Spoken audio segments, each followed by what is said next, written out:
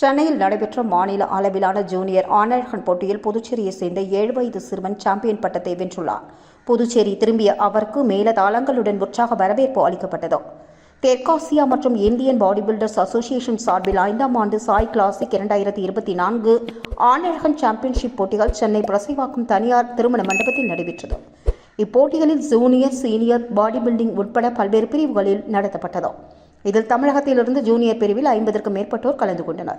அதில் புதுச்சேரியிலிருந்து pass fitness gym சார்பில் கலந்து கொண்ட ரிஷிவன் முதல் பரிசையும் ஆதிஷ் 2ஆம் இடத்தையும் தட்டிச் சென்றனர். இவர்களுக்கு சான்றிதழ்கள், பதக்கங்கள் வழங்கி கௌரவிக்கப்பட்டுள்ளது. பட்டங்களை வென்று புதுச்சேரி திரும்பிய இவர்களுக்கு உற்சாக வரவேற்பு அளிக்கப்பட்டது. இதில் அவர்களுக்கு மாலை அணிவித்தும் பட்டாசுகள் வெடித்தும் தாரை தப்பட்டை முழங்க வரவேற்பு அளிக்கப்பட்டது.